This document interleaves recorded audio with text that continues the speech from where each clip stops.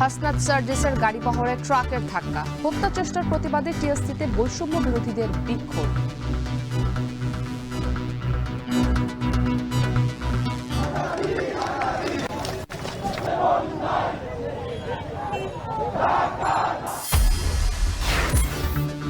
নিত্যপণ্যের ঊর্ধ্বগতির বাজারে সুপার শপের combo packaging এর স্বস্তি, নিম্ন মধ্যবিত্তের আমিষ খাওয়ার স্বপ্ন পূরণ। চট্টগ্রামে জনপ্রিয় হয়ে উঠছে অনলাইনে সামুদ্রিক মাছ ব্যবসা, ছবি ভিডিও দেখে মাছ কিনছেন দেশি বিদেশি ক্রেতা।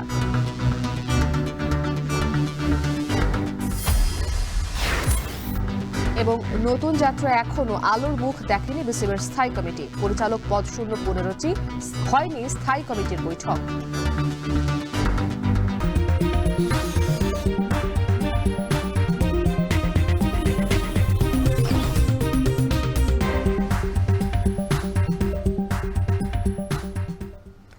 স্বাগত এখন সকালে, পুরো আয়োজনে আপনাদের সাথে আছি আমি ইসরাত মুক্তি। চট্টগ্রাম থেকে ঢাকায় ফেরার পথে দুর্ঘটনার কবলে পড়ে বৈষম্য বিরোধী দুই নেতা হাসনাত আব্দুল্লাহ ও সার্জিস আলমের গাড়িবহর। তাদের একটি গাড়িতে ধাক্কা দেয় ট্রাক। তবে সংগঠনের মুখ্য সংগঠক হান্নান মাসুদের দাবি, পরিকল্পিত হত্যার উদ্দেশ্যেই গাড়িবহরে ধাক্কা। এই ঘটনার প্রতিবাদে ঢাকা বিশ্ববিদ্যালয়ের টিএসসিতে রাতে বিক্ষোভ মিছিল করেছে বৈষম্য বিরোধী আন্দোলন ও জাতীয় নাগরিক কমিটি। আরও জানাচ্ছেন শাহাদাত অভ্র। সম্মিলিত সনাতন জাগরণ জোটের মুখপাত্র চিন্ময় কৃষ্ণ দাসের জামিনকে ঘিরে সংঘর্ষে চট্টগ্রামে নিহত আইনজীবী সাইফুল ইসলাম আলিফের দ্বিতীয় জানাজায় অংশ নেয় বৈষম্য বিরোধী ছাত্র আন্দোলনের আহ্বায়ক হাসনাত আব্দুল্লাহ এবং জুলাই স্মৃতি ফাউন্ডেশনের সাধারণ সম্পাদক সার্জিস আলম। বুধবার রাতে চট্টগ্রাম থেকে ঢাকা ফেরার পথে দুর্ঘটনার কবলে পড়ে তাদের গাড়িবহর। বৈষম্যবিরোধী ছাত্র আন্দোলনের মুখ্য সংগঠক হান্নান মাসুদের দাবি, পরিকল্পিত হত্যার উদ্দেশ্যেই গাড়িবহরে এমন ঘটনা ঘটানো হয়েছে। আমার দেশের মাটি থেকে তারা যদি ভেবে থাকে 24-এর যোদ্ধাদেরকে মুছে দিলে বাংলাদেশের স্বাধীনতার সার্বভৌমত্বে তারা আবার আঘাত হানতে পারবে। তারা ভাবছে সার্জিসকে হাসনাতকে সরিয়ে দিলেই এদেশের স্বাধীনতার সার্বভৌমত্ব আর টিকে থাকবে না। তারা জানে না এদেশে হান্নান মাসুদকে, আখতার হোসেনকে সরিয়ে দিলেই আরো হাজারো হান্নান মাসুদ, আখতার হোসেনরা তৈরি হয়ে আছে। এর প্রতিবাদে ঢাকা বিশ্ববিদ্যালয় এলাকায় বিক্ষোভ মিছিল করে বৈষম্য বিরোধী ছাত্র আন্দোলন ও জাতীয় নাগরিক কমিটি। টিএসসির রাজু ভাস্কর্য থেকে বিক্ষোভ মিছিল শুরু হয়ে ঢাকা বিশ্ববিদ্যালয় ঘুরে আবার রাজু ভাস্কর্যে এসে শেষ হয়। তারা এই গাড়িতেই করে চট্টগ্রাম গিয়েছিল, কোনো সমস্যা হয়নি। হঠাৎ করে যখন চট্টগ্রাম ফেরার পথে এই ঘটনাটা আমাদের কাছে নিছক দুর্ঘটনা মনে হয় না, আমাদের কাছে মনে হয় যে তাদেরকে প্রাণ নাশের উদ্দেশ্যে এই কাজটা করা হয়েছিল। সকল আন্দোলনের এই সূতিকাগার থেকে আমরা ছাত্র এবং নাগরিকরা তীব্র নিন্দা এবং প্রতিবাদ জানাচ্ছি। মনে করি গণ অভ্যুত্থানের শক্তিদের জীবন আশঙ্কায় তারা নানা রকমের ষড়যন্ত্রের শিকার। এ সময় জাতীয় নাগরিক কমিটির আহ্বায়ক নাসির উদ্দিন পাটোয়ারি বলেন, এটি কোনো দুর্ঘটনা নয়, ফ্যাসিস্টদের ষড়যন্ত্র। যে সকল খুন, গুম, নির্যাতন চালানো হয়েছে, আমরা সে সকল খুন, গুমের জড়িত আওয়ামী ফ্যাসিবাদের যারা এখনো ঘুরে ফিরে বেড়াচ্ছে, আমরা তাদেরকে চিহ্নিত করে জড়িতদের ন্যায় বিচারের আওতায় আহ্বান জানাচ্ছি। এছাড়াও জাতীয় নাগরিক কমিটির সদস্য সচিব 4 দফা দাবি তুলে ধরেন। 4 দফা দাবিতে বাংলাদেশের সকল মানুষকে জেগে ওঠার আহ্বান জানাচ্ছি। বন্ধুগণ, বাংলাদেশের হিন্দুদেরকে ওই হিন্দুত্ববাদী প্রভাব থেকে মুক্ত করতে হবে। বাংলাদেশে অস্থিতিশীলতা সৃষ্টি করা সন্ত্রাসীদের গ্রেফতার ও বিচারের আওতায় নিয়ে আসতে হবে। এ সময় বাংলাদেশি সনাতন ধর্মাবলম্বীদের ভারতের প্রভাব থেকে বের হয়ে আসা সহ সকল সন্ত্রাসীদের গ্রেফতারের দাবি করা হয়। শাহাদাত অভ্র, এখন, ঢাকা। দ্রব্যমূল্যের ঊর্ধ্বগতির বাজারে সাড়া ফেলেছে সুপার শপের বিভিন্ন কম্বো প্যাকেজিং। তবে সেই প্যাকেজিং কেবলই আশীর্বাদ হয়েছে ব্যস্তই শহরে ছুটে চলা মানুষদের। কিন্তু প্রশ্ন হচ্ছে, যাদের জন্য এই কম্বো প্যাকেজ, সেই নিম্নবিত্ত মানুষদের কাছে কি এসেছে হাতের নাগালে? বিস্তারিত জানাবেন তানজিলা খান মিম।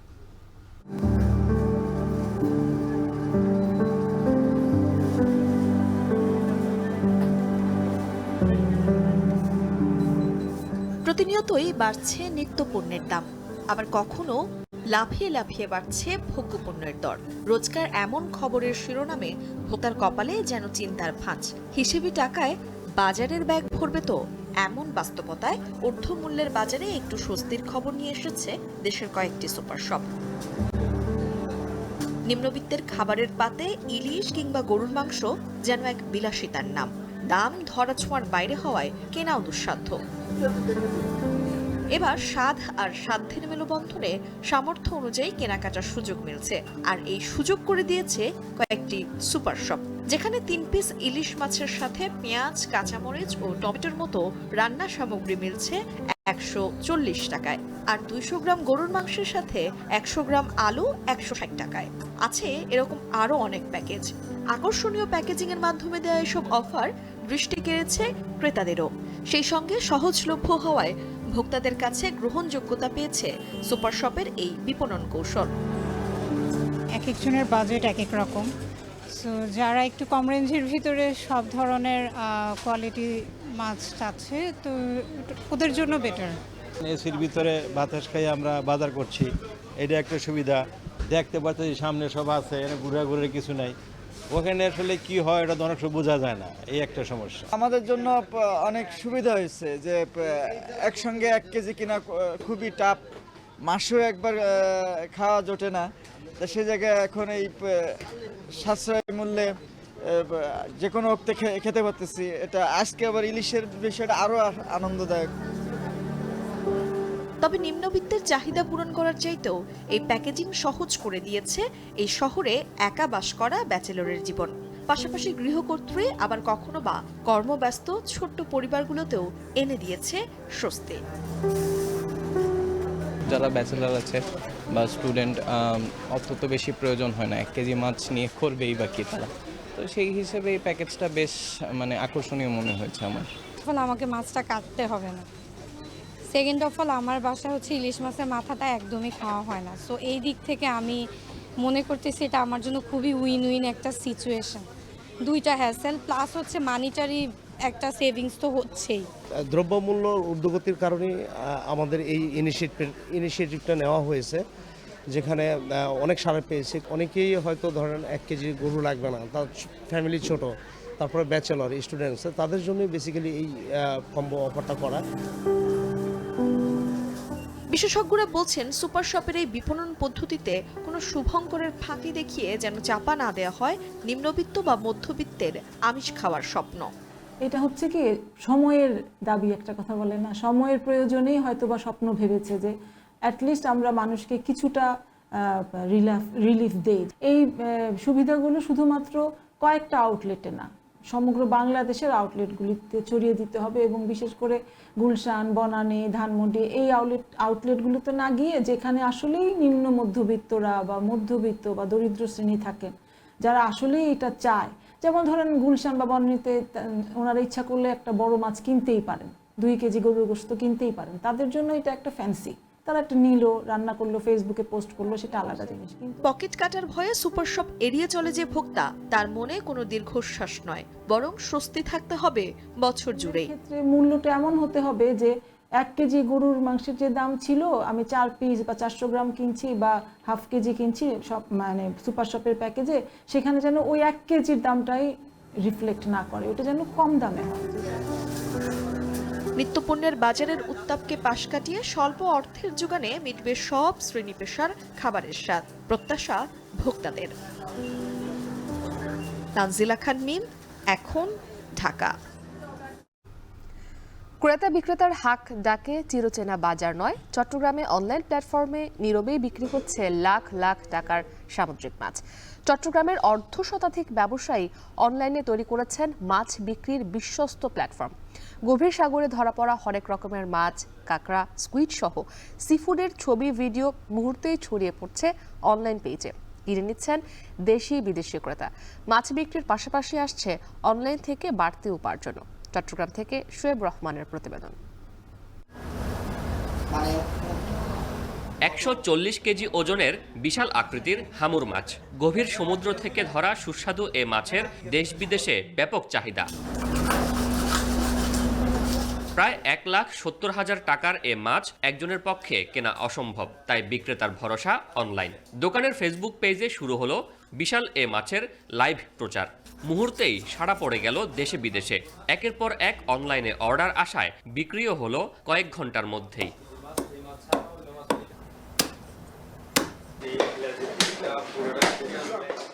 বাজারের চিরচেনা চিত্রের বিপরীতে এ যেন এক ভার্চুয়াল মাছের জগৎ। বিচিত্র সামুদ্রিক মাছ, কাঁকড়া, স্কুইড থেকে শুরু করে হরেক রকম মাছের সমাহার অনলাইন মাছ বাজারে। বন্দরনগরীর সদরঘাটে গড়ে উঠেছে অর্ধশতাধিক বিক্রয় কেন্দ্র, যাদের সবারই মূল বিক্রি অনলাইনে। দৈনন্দিন ব্যস্ততায় সময় মিলছে না বাজারে যাবার, কিংবা হঠাৎ বাসায় এসে হাজির মেহমান, কিন্তু ফ্রিজে নেই পর্যাপ্ত মাছ। এ অবস্থায় কি করবেন? এমন পরিস্থিতিতে আপনার ভরসা স্থল হয়ে উঠতে পারে অনলাইনে মাছ বিক্রির প্ল্যাটফর্মগুলো, যারা নিজেরাই নদী বা সাগরের এমন টাটকা সব মাছ পৌঁছে দিচ্ছে আপনার দোরগোড়ায়। গেল 4 থেকে 5 বছরে অনলাইন ভিত্তিক মাছের এমন বাজার গড়ে উঠেছে বেশ বড় আকারের। চট্টগ্রামেও দিনকে দিন জনপ্রিয় হয়ে উঠছে এমন অনলাইনে মাছের ব্যবসা। এইসব দোকানে প্রথমে মাছের ছবি বা ভিডিও ধারণ করা হয়, যেন ক্রেতা মাছ সম্পর্কে একটি পরিপূর্ণ ধারণা পান। পরে সামাজিক যোগাযোগ মাধ্যমে সেসব পোস্ট করা হয় যথাযথ বর্ণনা দিয়ে। বাস, এরপর ক্রেতার সাড়া মিললেই হোম ডেলিভারি দেয়া হয়। আমাদের গ্রাহক যারা, ওদের টার্গেট করে আমরা ওই কোয়ালিটি আইটেম বা যেটা আমার চোখে সুন্দর মনে হয় বা এটা সবচাইতে ফ্রেশ মনে হয়, আমরা ওই মাছটাই কালেকশন করি। এখান থেকে আবার এটাকে প্রসেস করে আমরা হোম ডেলিভারি সিস্টেম আছে আমাদের। তবে কেবল বাসাবাড়িতেই নয়, অনলাইন দোকানগুলো বিভিন্ন অনুষ্ঠান আয়োজনেরও অন্যতম সহায়ক। বিভিন্ন অনুষ্ঠান উপলক্ষেও পর্যাপ্ত ফরমায়েশ পান ব্যবসায়ীরা। তবে এই বিপুল ক্রয়াদেশের জন্য প্রয়োজন অনলাইন পেজের বিশ্বস্ততা, যা এখানকার ব্যবসায়ীরা দীর্ঘদিন ব্যবসা পরিচালনার মাধ্যমে অর্জন করেছেন। বিভিন্ন দেশে দেখা গেছে এই ব্যবসাগুলা প্রপারলি করছে কিনা বিভিন্ন তত্ত্বাবধায়ক টিম আছে, ওগুলো যাচাই করে, যেমন হালাল টিম আছে, এটা হালাল এনশিওর করছে কিনা। ঠিক একইভাবে এই ব্যবসাগুলা যারা রিয়েল অনলাইন ব্যবসায়ী, ওদেরকে ফাইন্ড আউট করে, ওদের সার্টিফিকেট করে। দেশে দিন দিন বাড়ছে সি ফুডের চাহিদা। বৈশ্বিক ওয়েবসাইট স্ট্যাটিস্টার তথ্য মতে 2024 সালে মাছ ও সি ফুড থেকে $19 বিলিয়ন রাজস্ব আহরণ করবে বাংলাদেশ। এছাড়াও 2029 সাল পর্যন্ত এই খাতটি 8% হারে বাড়বে বলেও জানাচ্ছে স্ট্যাটিস্টা। চট্টগ্রাম, কুয়াকাটা, কক্সবাজার, খুলনায় সি ফুড হাতের নাগালে পেলেও অন্যান্য স্থানে ততটা দেখা মেলে না। এমন অবস্থায় ক্রমবর্ধমান চাহিদার বিপরীতে অনলাইন বাজারের কোনো বিকল্প নেই। ঢাকা ছাড়া অন্যান্য সাইটে কোরাল আইটেমগুলো একটু বেশি চলে, তো আমাদের ফোন করে ওরা, ফোনের মাধ্যমে আমরা এগুলা এই প্যাকেজিং করে আমাদের অ্যাকাউন্টে টাকা দেয়, প্যাকেজিং করে আমরা এগুলো ওদের পৌঁছাই দিব। মাছ বিক্রির লভ্যাংশের পাশাপাশি অনলাইন ভিডিও লাইভে মাছ প্রদর্শন করেও বাড়তি আয় করছেন এখানকার বিক্রেতারা। শোয়েব রহমান, এখন চট্টগ্রাম। বাজারে ইলিশের উপস্থিতি কমলেও সরবরাহ স্বাভাবিক অন্যান্য মাছের, তবে চড়া দাম। এ নিয়ে আরও জানাতে বরগুনার পৌর মাছ বাজারের পাশের ট্রলার ঘাট থেকে যুক্ত হয়েছেন জিয়াদ মাহমুদ। জিয়াদ, ইলিশের সরবরাহ কমার কারণ কি জানাবেন, এবং যেহেতু অন্যান্য মাছের সরবরাহ বেশ ভালো রয়েছে, সেক্ষেত্রে কেন সেই মাছগুলোর দাম বাড়তি? এ বিষয়ে জেলে ব্যবসায়ীরা কি বলছেন?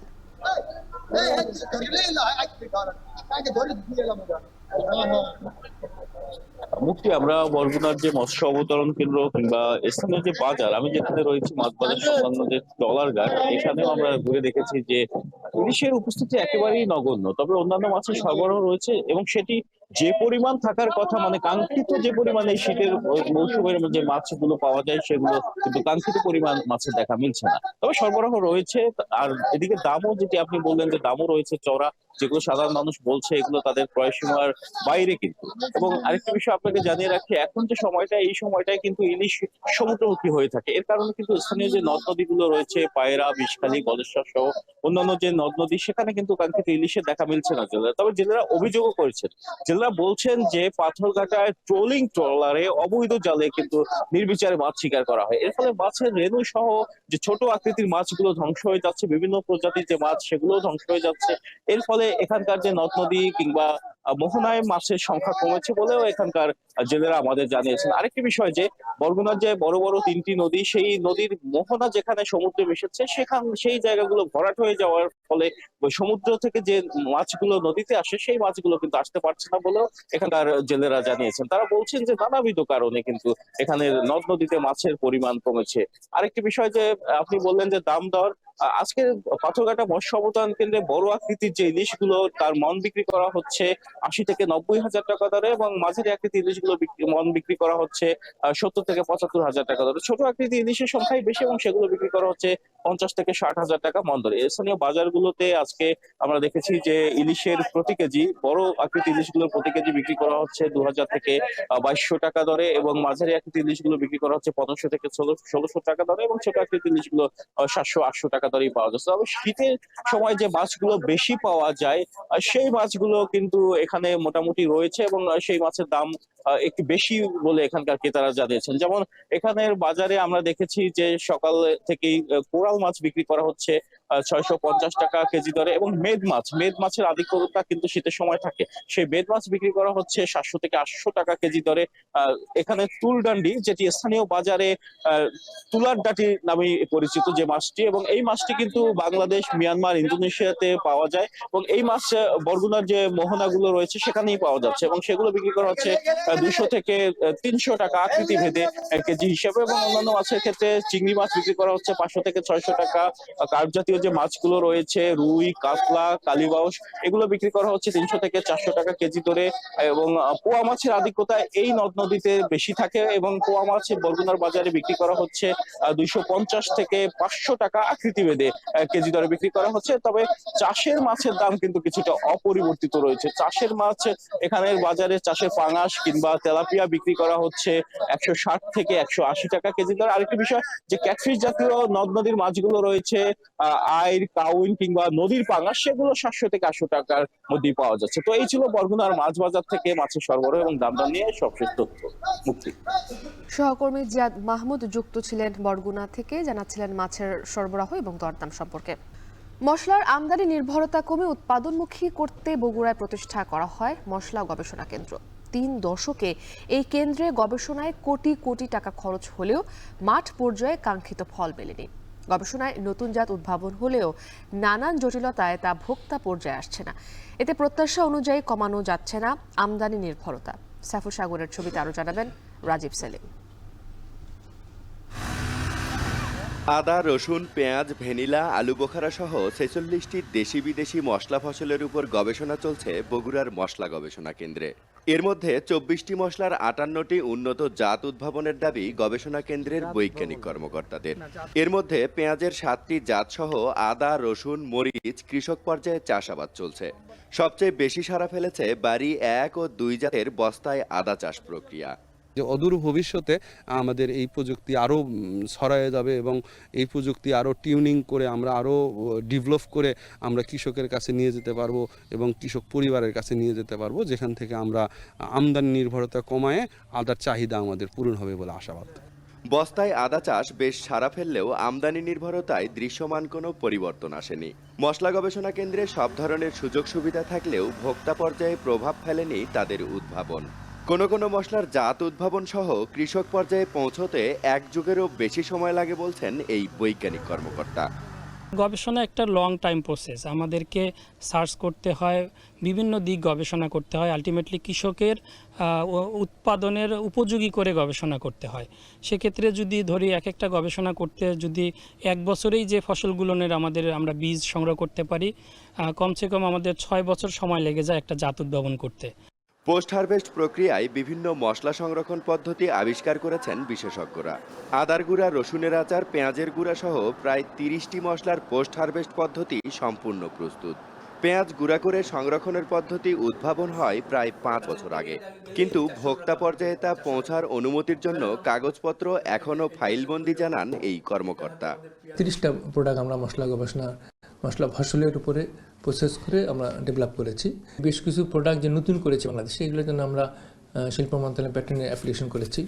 সেগুলি হয়তো প্যাটেন্টের জন্য ক্লিয়ারেন্স পাবো, তখন আমরা আরও উদার হয়ে বিভিন্ন কোম্পানি দেবো। এর মধ্যে অনেক কোম্পানি আমাদের সাথে যোগাযোগ করেছে। 1996 সালে প্রতিষ্ঠিত এই মশলা গবেষণা কেন্দ্রে দেশি বিদেশি মশলার উপর গবেষণা চলছে। বিভিন্ন উন্নত জাত উদ্ভাবনের পর তা দ্রুত কৃষক পর্যায়ে ছড়িয়ে দেওয়ার প্রত্যাশা সবার। রাজীব সেলিম, এখন বগুড়া। নড়াইলে পাটের ব্যাপক আবাদ হলেও পাটকাঠি ব্যবহার হতো শুধু জ্বালানি হিসেবে। কয়েক বছরে নড়াইলের বিভিন্ন কোম্পানিতে পাটকাঠি কাঁচামাল হিসেবে ব্যবহৃত হচ্ছে। এতে বছরে প্রায় 100 কোটি টাকার পাটকাঠির বেচাকেনা হয় এই জেলায়। ইমরান হোসেনের প্রতিবেদনে বিস্তারিত। লোহাগড়াই গাছবাড়িয়া গ্রামের বর্গাচাষী তাপস বিশ্বাস 1 একর জমিতে আবাদ করেছিলেন পাট। আগে পাট বিক্রি করে অর্থ উপার্জন করলেও বাড়ির কাজে ব্যবহার হতো পাটকাঠি। তবে এখন পাটের পাশাপাশি কাঠ বিক্রি করে সচ্ছলতা ফিরেছে তার সংসারে, আয় করছেন বাড়তি টাকা। শুধু তাপস বিশ্বাস নয়, পাটকাঠি বিক্রি করে লাভবান হচ্ছেন জেলার হাজারো কৃষক। উৎপাদিত এসব পাটকাঠি ভাগ করা হয় 2টি শ্রেণীতে। শুকনা মৌসুমে প্রান্তিক কৃষকদের কাছ থেকে পাটকাঠি ব্যবসায়ীরা বাড়ি থেকে নগদ টাকায় কিনে নিয়ে যান পাটকাঠি। নড়াইল থেকে ব্যবসায়ীরা পাটকাঠি কিনে খুলনা, বাগেরহাট, বরিশাল, সাতক্ষীরা, মানিকগঞ্জ, ঢাকা, চিটাগং সহ দেশের বিভিন্ন জেলায় বিক্রি করেন। জমিতে বুনেছিলাম, তাতে 70-80 মণ পাট হয়েছে। আর কিছু পাট করি, তাই নিজের জন্যই রাখিছি, আর কিছু বিক্রি করে ফেলাইছি। পাটকাঠির অনেক চাহিদা বলে এখন আমরা পাটকাঠি সংগ্রহ করে ভালো করে গুছায় রেখে বাইসে বিক্রি করে দিই। এই বছরে পাটকাঠির অপরিমাণ দাম, কিন্তু পাটকাঠি বেশি এলাকায় পাওয়া যাচ্ছে না। কুষ্টিয়া যায়, তারপরে চুয়াডাঙ্গা, ঝিনাইদহ, বারোবাজার, কালীগঞ্জ, এদিক খুলনায়। গত কয়েক বছর ধরে পাটকাঠি বিভিন্ন শিল্পের কাঁচামাল হিসেবে ব্যবহার করা হচ্ছে। এতে পাটকাঠির চাহিদা বেড়েছে। বর্তমানে কৃষকেরা তাদের উৎপাদিত পাটকাঠি জ্বালানি হিসেবে ব্যবহার না করে ভালো দামে বিক্রি করছেন। এতে জেলার কৃষকেরা বেশ লাভবান হচ্ছেন। বর্তমানে পাটের যে কাঠিটা, এটা খুব ভ্যালুয়েবল হয়েছে, যেহেতু এটা পরিবেশ বান্ধব এবং শিল্পের কাঁচামাল হিসেবে এখন বহুবিধ ব্যবহার হচ্ছে। পাটকাঠির যে চাহিদা আছে এবং তারা অতিরিক্ত আয় করতে পারে, সেটার জন্যই কিন্তু আসলে কৃষকরা স্বাবলম্বী হচ্ছে এবং আশা করি যে দিনে দিনে পাটকাঠির আরও বহুবিধ ব্যবহার কারণে কৃষকরা তাদের মার্কেট আরও বৃদ্ধি পাবে এবং এটা ভালো দাম পাবে। চলতি বছর জেলায় পাটের আবাদ করা হয়েছিল 23,430 হেক্টর জমিতে। আর উৎপাদিত পাট থেকে পাটকাঠির পরিমাণ 1,40,985 মেট্রিক টন, যার বর্তমান বাজার মূল্য 135 কোটি টাকা। চলতি বছরে নড়াইল থেকে 100 কোটি টাকার পাটকাঠি কেনাবেচার আশা রয়েছে। এখন নড়াইল। বান্দরবানে মোটরসাইকেল চুরি করে বিকাশের মাধ্যমে মুক্তিপণ আদায় করছে নতুন একটি চক্র। চুরি যাওয়া মোটরসাইকেল উদ্ধার হলেও এখনও চোরদের শনাক্ত করতে পারেনি আইন শৃঙ্খলা বাহিনী। স্থানীয়দের অভিযোগ, প্রশাসন চুরির ঘটনার তদন্তে অবহেলা করছে। তবে দ্রুত চোর সিন্ডিকেটদের শনাক্ত করে আইনের আওতায় নিয়ে আসার কথা জানায় পুলিশ সুপার। রিজভি রাহাতের প্রতিবেদন। গভীর রাতে বাড়ির গ্যারেজ থেকে মোটরসাইকেল চুরি করে পুকুরে ফেলে দিচ্ছে একটি চক্রের সদস্যরা। এমনটাই দেখা যায় সিসিটিভির ফুটেজে। সকালে গ্যারেজে গিয়ে দেখা যায় মোটরসাইকেল নেই, তবে দেয়ালে লেখা আছে যোগাযোগের একটি নম্বর, সাথে আরও লেখা গাড়ি পেতে কল করুন। নির্দিষ্ট নাম্বারে কল করা হলে চক্রের সদস্যরা জানায় গাড়ি পেতে দিতে হবে নির্দিষ্ট অঙ্কের চাঁদা। বান্দরবানের মধ্যম পাড়া, মেম্বার পাড়া ও চেয়ারম্যান পাড়া সহ বেশ কয়েকটি এলাকায় এ ধরনের চুরির ঘটনা ঘটেছে। বিকাশের মাধ্যমে 10 থেকে 20,000 টাকা চাঁদা দিয়ে মোটরসাইকেল উদ্ধার করতে হচ্ছে ভুক্তভোগীদের। চাঁদা দিলে ঝোপঝাড় কিংবা পুকুর থেকে উদ্ধার হয় চুরি যাওয়া মোটরসাইকেল। সাম্প্রতিক মাসগুলোতে শহরের বিভিন্ন এলাকায় এমন বেশ কয়েকটি ঘটনা ঘটেছে। এতে স্থানীয়দের মাঝে দেখা দিয়েছে আতঙ্ক। মোটরসাইকেল চুরির পর যোগাযোগ ও চাঁদা আদায়ের নম্বর চালু থাকার পরও কেন অপরাধীদের শনাক্ত করা যাচ্ছে না, সেই প্রশ্নের সদুত্তর পাওয়া যায়নি পুলিশের কাছ থেকে। তাই আইন শৃঙ্খলা বাহিনীর কার্যকারিতা নিয়ে প্রশ্ন তুলেছেন এলাকাবাসী। আমাদের এই পুকুরে ওই পাশে একটা আর ওই পাশে একটা গাড়ি ফেলে দিয়ে চলে গেছে, এরা টাকা দাবি করতেছে। আসলে আমরা আতঙ্কিত, আমাদের শখের বাইকটা কখন চুরি হয়ে যায়। প্রশাসনের এই সিন্ডিকেটকে ধরা খুবই জরুরি, যাতে আমরা একটু স্বস্তি পাই। সেনাবাহিনী আছে, পুলিশ আছে, র্যাব আছে, এদের একদম জোরালো তৎপরতার দরকার। এদিকে মোটরসাইকেল চুরির ঘটনায় অপরাধী শনাক্ত করতে ট্র্যাকিং কার্যক্রম ও তদন্ত জোরদার হয়েছে বলে জানিয়েছেন জেলা পুলিশ সুপার। বিষয়ে পুলিশের নজরদারি আমরা বৃদ্ধি করেছি। পাশাপাশি যে চক্র এই কাজটা করছে সেই চক্রকে ধরার জন্য আমাদের প্রযুক্তিগত যে কার্যক্রম সেটাও অব্যাহত আছে। এখন পর্যন্ত 10টি মোটরসাইকেল চুরির ঘটনায় চাঁদা দিয়ে 5টি উদ্ধার করা হয়েছে। বিআরটি এর তথ্য মতে জেলায় 1000-এর বেশি মোটরসাইকেল ব্যবহারকারী রয়েছেন। এখন বান্দরবান। নেত্রকোনার পূর্বধলায় বন্যায় ক্ষতিগ্রস্ত কাঠের ব্রিজের সংস্কার না হয় দুর্ভোগে কয়েক গ্রামের অন্তত 10,000 বাসিন্দা। স্থানীয়দের স্বেচ্ছাশ্রমে নির্মিত কাঠের ব্রিজটি ভাঙার প্রায় 2 মাস পার হতে চললেও সংস্কারের অভাবে ভোগান্তিতে শিক্ষার্থী, রোগী সহ সবাই। ঝুঁকি নিয়েই ক্ষতিগ্রস্ত ব্রিজটি পার হচ্ছেন স্থানীয়রা। যাতায়াতের কষ্ট লাঘবে মগরা নদীর উপর একটি স্থায়ী ব্রিজ নির্মাণের দাবি তাদের। রিফাত আহমেদ রাসেলের প্রতিবেদনে বিস্তারিত। পূর্বধলা উপজেলার খলিশাউড়া, নারান্দিয়া ও সদর ইউনিয়নের মধ্যবর্তী স্থান দিয়ে বয়ে চলা মগরা নদী।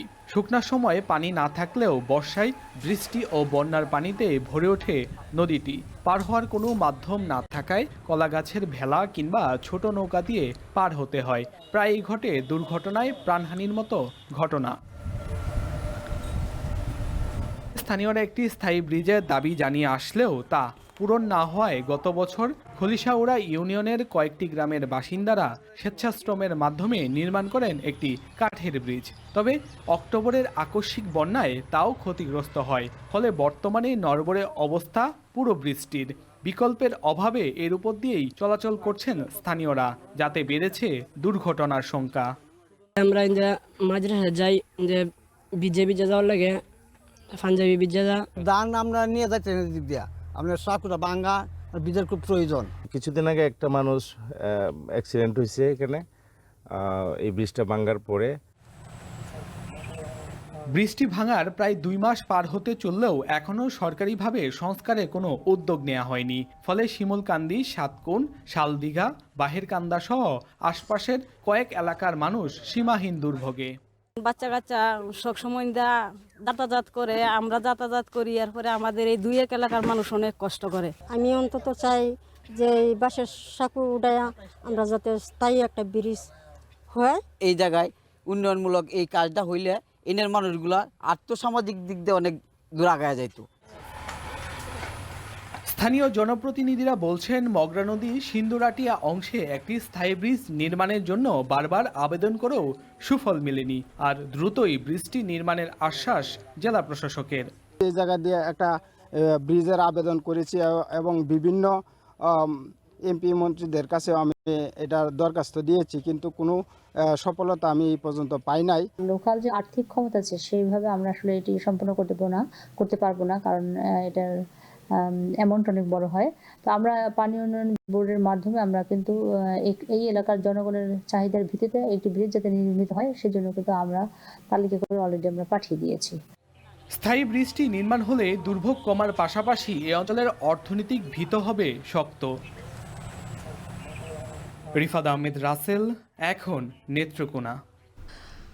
আগামী কয়েক বছরে রোবোটিক্সের বাজার নিয়ন্ত্রণ করবে মানুষের আদলে তৈরি হিউম্যানয়েড বা মানবিক রোবট। ফ্রান্সের ন্যান্সি শহরে আয়োজিত ইন্টারন্যাশনাল কনফারেন্স অন হিউম্যানয়েড রোবটসে অংশ নিয়ে নির্মাতা প্রতিষ্ঠানের কর্মকর্তারা বলেন, দৈনন্দিন জীবনে অ্যান্ড্রয়েড অপারেটিং সিস্টেমের উপর গ্রাহকদের নির্ভরতা যেভাবে বাড়ছে, তাতে অ্যান্ড্রয়েড রোবট প্রযুক্তি বাজারে নিয়ন্ত্রণ নেবে, এটাই স্বাভাবিক। সতীর্থ কর্মকার জানাবেন বিস্তারিত। অবিকল মানুষের মতো দেখতে এমন রোবট বানিয়ে হরহামেশাই বিশ্ববাসীকে তাক লাগাচ্ছেন প্রকৌশলীরা। বাহ্যিক গঠন ছাড়াও মানুষের প্রকৃত স্বভাব, মনে রাখার প্রবণতা ও বুদ্ধিবৃত্তিক আচরণ করতে সক্ষম এমন যন্ত্রমানবের সফল ডেমনস্ট্রেশনও দেখেছে বিশ্ববাসী। মানুষের যন্ত্র নির্ভরতার একটা বড় জায়গা দখল করেছে স্মার্টফোন। বিশেষ করে সহজ অপারেটিং সিস্টেম অ্যান্ড্রয়েডের কারণে স্মার্টফোনের ওপর গ্রাহকদের নির্ভরশীলতা বাড়ছে, এমনটা মনে করেন প্রযুক্তিবিদরা। এই অপারেটিং সিস্টেম হিউম্যানয়েড রোবটে ইনস্টল করতে পারলে রোবোটিক্সের দুনিয়ায় আলোড়ন সৃষ্টি হবে, এমন পর্যবেক্ষণও দেখা গেছে টেক ম্যাগাজিন ও পডকাস্টে। কল্পনা আর বাস্তবের এই মিশেল চাক্ষুষ দেখা গেল এবারের ইন্টারন্যাশনাল কনফারেন্স অন হিউম্যানয়েড রোবটসে। ফ্রান্সের ন্যান্সি শহরে আয়োজিত এবারের কনফারেন্সে অংশ নিয়ে মানবিক রোবটের প্রদর্শনী করেছে 30টিরও বেশি রোবট নির্মাতা প্রতিষ্ঠান। আয়োজনের মূল চমক ছিল অ্যান্ড্রয়েড অপারেটিং সিস্টেম নির্ভর যন্ত্রমানব। প্রকৌশলীরা বলছেন, কৃত্রিম বুদ্ধিমত্তা বা এআই প্রযুক্তির এই রোবটের সক্ষমতা বাড়ানো যাবে কয়েক ধাপে। এছাড়া রোবট মেকানিজম আপগ্রেড করার সুযোগ থাকায় এই সংস্করণ রোবোটিক্সের দুনিয়ায় রাজত্ব করবে এমন আভাস দিচ্ছেন গবেষকরা। The new AI methods that are now developed in that do image processes, language processing, we're going to see robots that are more and more interactive, that they can understand our instructions and then translate them into plans, actions, but also that they can understand new actions on the fly, new actions that are explained by the humans. নির্মাতা প্রতিষ্ঠানের কর্মকর্তারা বলেন, robot নির্মাণে প্রয়োজনীয় যন্ত্রপাতির দাম কমতে শুরু করায় তরুণ উদ্ভাবক ও উদ্যোক্তারা রোবোটিক্সের স্টার্টআপ নিয়ে ভাবছেন। কোনো সিদ্ধান্ত নিতে বা জটিল পরিস্থিতিতে বুদ্ধিদীপ্ত আচরণ করতে রোবটের যে ব্রেইন পাওয়ার প্রয়োজন, এই প্রজন্মের বিজ্ঞানীরা সেটি উন্নত করতে কাজ করবেন এমন প্রত্যাশাও করেন এই নির্মাতারা।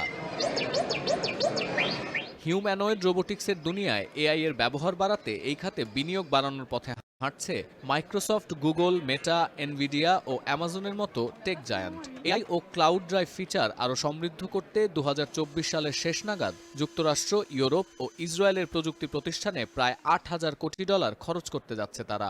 আর টেসলা সিইও ইলন মাস্কের দাবি, 2024 সাল নাগাদ বিশ্ববাজারে অন্তত 1,000 কোটি হিউম্যানয়েড রোবট পাওয়া যাবে, যার বাজার মূল্য হবে $20 থেকে $25,000 মার্কিন ডলার। সতীর্থ কর্মকার, এখন বিশ্ব। শত বছর পর এবছরের নভেম্বরে সবচেয়ে বেশি তুষারপাত দেখল দক্ষিণ কোরিয়া। রেকর্ড তুষারপাত যেমন পান্ডা ও দর্শনার্থীদের আনন্দের খোরাক, তেমনি আছে দুর্ভোগের গল্প।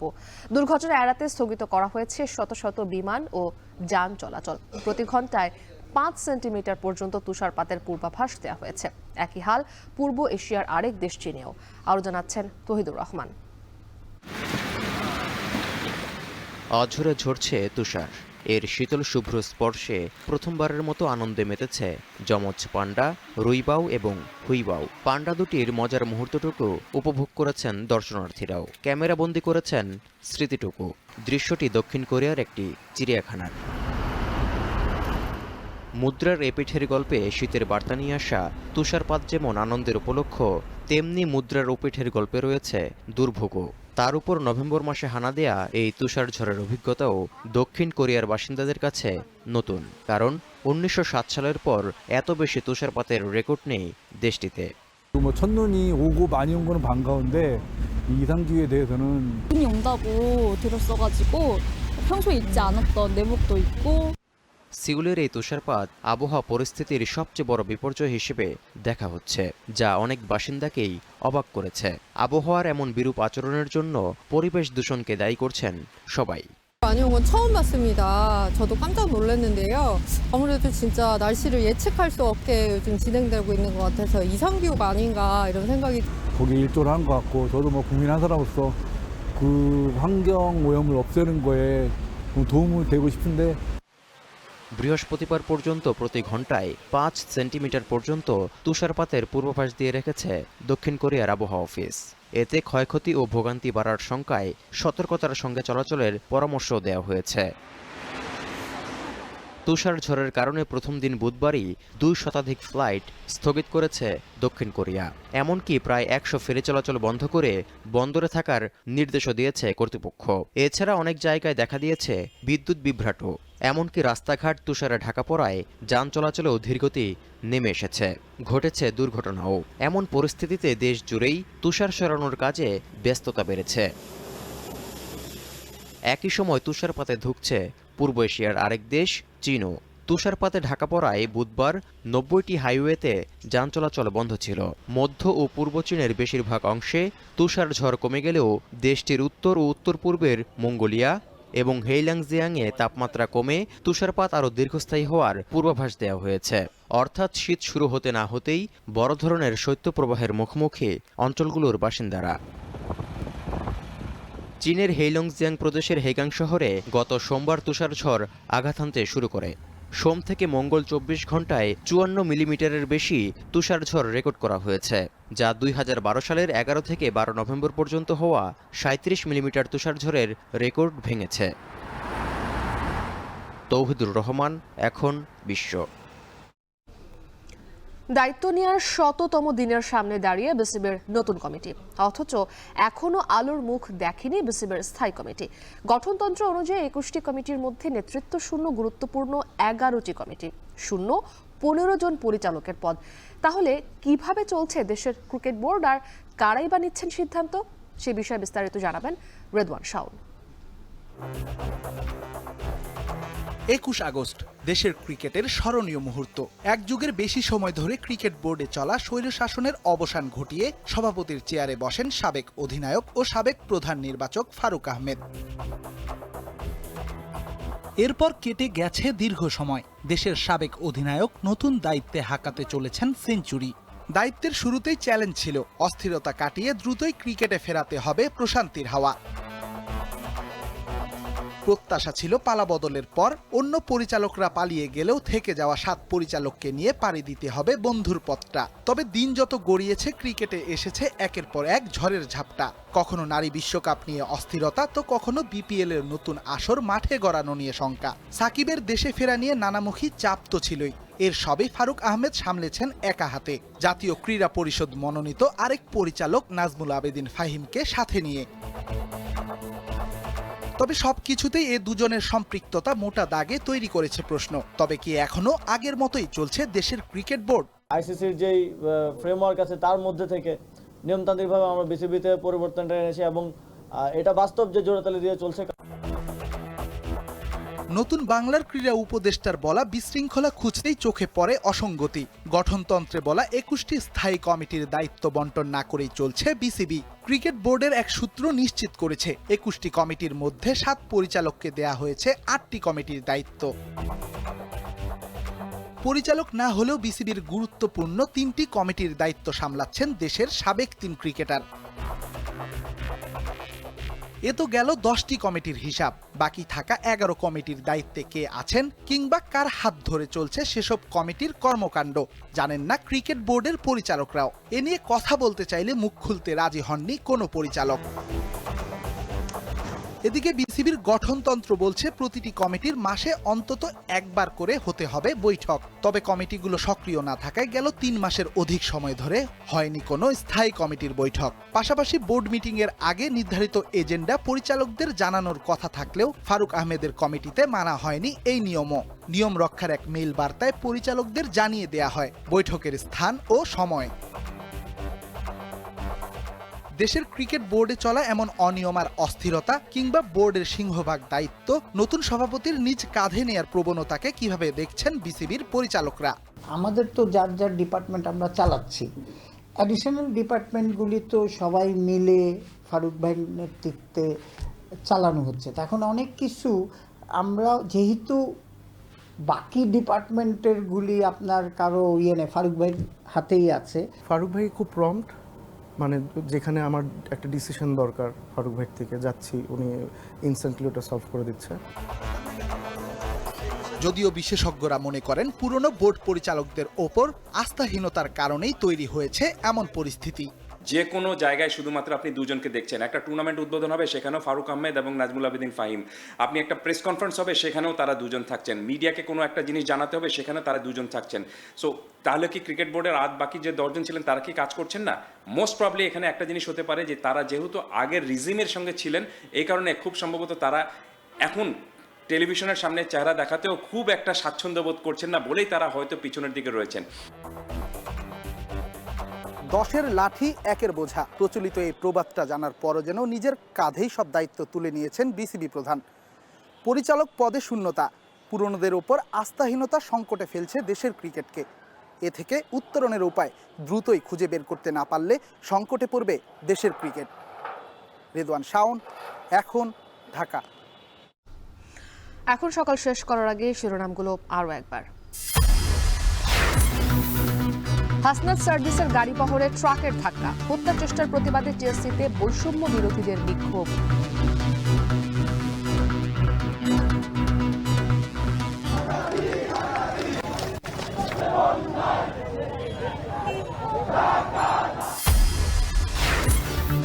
সুপার শপে মাছ মাংসের কম্বো অফার, ব্যস্তদের সময় অর্থ বাঁচলেও চড়া বাজারে নিম্নবিত্তের আমিষ পূরণ নিয়ে শঙ্কা।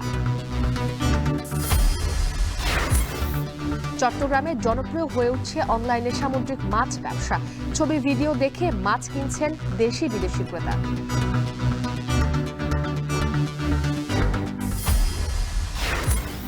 এবং নতুন যাত্রা এখনো আলোর মুখ দেখেনি বিসিবির স্থায়ী কমিটি। পরিচালক পদ শূন্য 15টি, হয়নি স্থায়ী কমিটির বৈঠক।